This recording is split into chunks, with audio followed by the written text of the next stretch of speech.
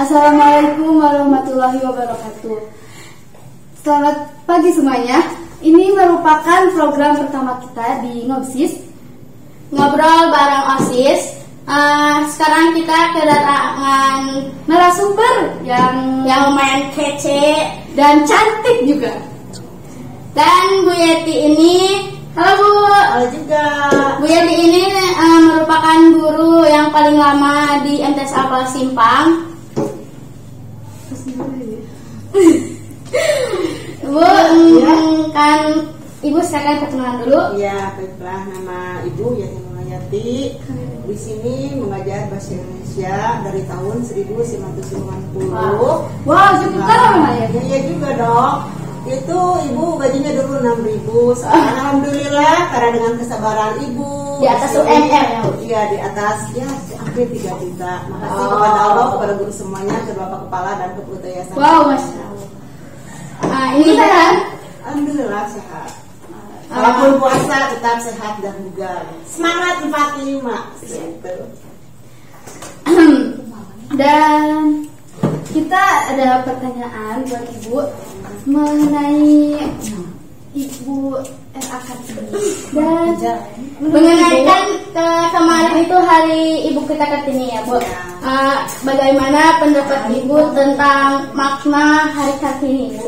Ya, Hari Kartini itu sangat luar biasa ya, kita sebagai wanita di sini sebagai emansipasi wanita ya, jadi kita disejarkan dengan laki-laki. Jadi walaupun kita wanita ya, kita segala sesuatu itu jangan apa ya, laki-laki itu sama berkuasa tidak, dan sekarang itu sama sederajat ya, karena dengan lahirnya era Kartini itu sebagai emansipasi wanita, jadi kita harus ikut bekerja dan berkecimpung dalam segala bidang seperti itu.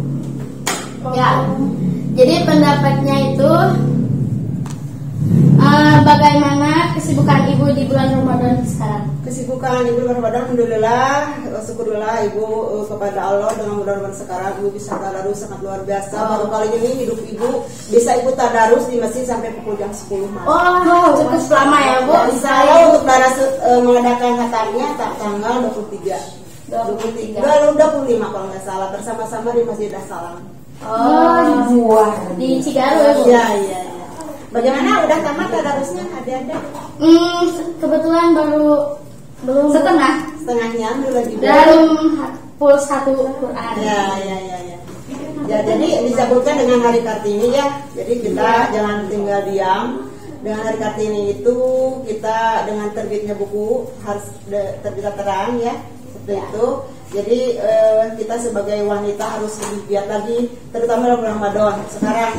Jadi ayo kita tingkatkan baca Al-Quran. Nanti sudah bulan Ramadan, kita jangan diam, tapi lebih tingkatkan 11 bulan kemudian itu. Ngajinya lebih teruskan ngaji, jangan diam hanya bulan Ramadan saja. Jadi ini ada perubahan karakter. Jadi di bulan sebelumnya biasanya tahajud 2 jadi 4, jadi 4 jadi 6, terus sampai 12. Biasanya dari duha juga. Oke, seperti itu ya. Jadi jangan tinggal sholat duhanya, sholat tahajudnya. Kita kembali lagi ke pertanyaannya Bu. Ya. Ada pertanyaan kedua. Apa saja yang bisa diambil dari Hari Kartini ini? Ya, Hari Kartini ini sangat banyak ya diambil. Misalnya wanita itu jangan diinjak-injak sama laki-laki kan, seperti itu. Karena wanita itu sama sekarang ya. berarti dulu kata sama ya Bu? Iya, sama. Karena dengan lahirnya Kartini kan sebagai pahlawan nasional, dia terkenal pahlawan nasional, dan juga ada pencetus ya untuk para wanita mengangkat dalam bidang pendidikan. Itu Jadi sangat berjasa ya? Jasa sekali RA Kartini itu. Ibu sangat salut dan sangat luar biasa. Makanya Ibu ingin ada hadir Kartini yang lain seperti kalian. Betul, Ibu adalah sosok Kartini, ibu dalam keluarga. Insya Allah. Ya. Kembali ke pertanyaan. Ya. Pertanyaan yang nomor 3. Ya, ada 4 pertanyaan. Nomor 3 sekarang ya. Makna apa saja yang bisa diambil dari Hari Kartini ini? Ya. Hal apa saja sih, dan seperti apa yang bisa kita contoh dari sejarah ini? Ya. Kebetulan sejarah Kartini ya, beliau lahir di Rembang, Jawa Tengah ya. dia keturunan Raden juga, tapi dia tidak sombong ya. Rendah hati. Dia rendah hati.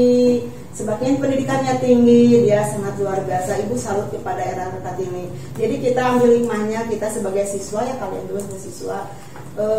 Hidup ini harus seperti padi, kian lama kian berundung, seperti itu. Misalnya kekayaan kita hanya punya orang tua, kita tidak punya apa-apa. Kita hanya punya ilmu. Apalagi kan Eyang Kartini pencetus bidang pendidikan seperti itu. Jadi kalian harus satu contoh sebagai siswa ya. Ibu titip seperti itu. Ini pertanyaan tidak ini, tapi kita mau nanya, Ya. Ibu dulu kuliah di mana, Bu? Ibu kuliah di SKIP Galuh Ciamis. Ya. Berapa tahun, Bu? Dari dulu waktu itu ya, ibu masih honor di SMP Karang. Ibu waktu itu dulu pernah ibu tidak punya uang untuk ongkos transport sampai jalan ke SMP Karang. Bahkan ibu waktu itu belum digaji ya, walaupun ibu sampai jual kalung ibu. Itu yang paling sedih buat ibu. Ya, itu perjuangan ibu dulu. Kemudian ibu dari SMP Karang pindah ke Serkalong karena wasiat almarhum harus pindah. Kemudian ibu ngajar juga di sini di Sanawiyah. Walaupun dengan gaji 6.000, ibu tetap semangat, tetap sabar karena Allah bersama kita. Bagaimana proses dari ibu kuliah sampai menjadi guru? Ya, prosesnya cukup luar biasa ya. Ibu dengan biaya sendiri bekerja dan sebagainya tanpa minta kepada orang tua, ibu sudah berhasil. Dan alhamdulillah ibu sekarang dengan gaji, dengan sama ibu sudah meninggal ya, anak ibu yang 3 alhamdulillah bisa sarjana semua. Itulah harta ibu yang sangat luar biasa, karena pendidikan itu sangat dipentingkan nomor 1. Kalau harta itu kan bisa musnah kapan saja, kalau ilmu tidak akan. Hanya titipan ya, Bu? Iya, seperti itu. Karena ibu titip kepada kalian juga, kalian terus berjuang, terus belajar sampai kapanpun ya.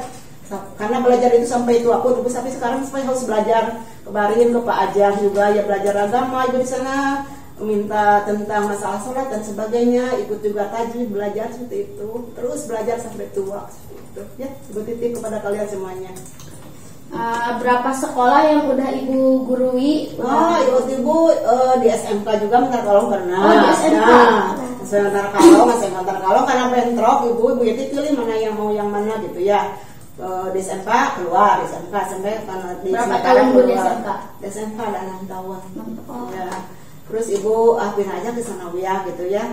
Terus alhamdulillah dapat sertifikasi dan sekarang terima kasih kepada pemerintah. Ibu saya terima kasih, mudah-mudahan ibu doakan dari kalian ibu bisa PNS atau P3K dari Sanawiyah Balang Simpang. Amin ya rabbal alamin. Gitu.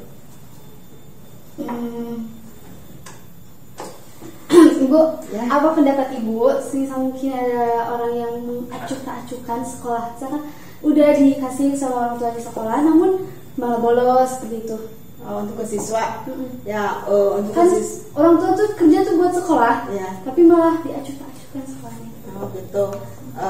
Untuk masalah itu ya pribadinya masing-masing mungkin seperti itu. Jadi orang tuanya atau anaknya untuk uang pendidikan itu dinomorsatukan. Ibu dulu juga seperti itu, sampai ibu tidak makan tidak apa, yang penting anak bisa sekolah seperti itu, karena pendidikan itu nomor 1. Berarti kita harus benar-benar sekolah. Ibu titip seperti itu tadi ya. Kata ibu, silakan kalian kuliah sampai mau S1, S2, S3, mudah-mudahan ada rezekinya orang tuanya, orang tuanya sehat dan sebagainya seperti itu. Gini, bukan kami ini sebagai generasi Kartini. Ya. Generasi Kartini yang selanjutnya, ada motivasi nggak Ibu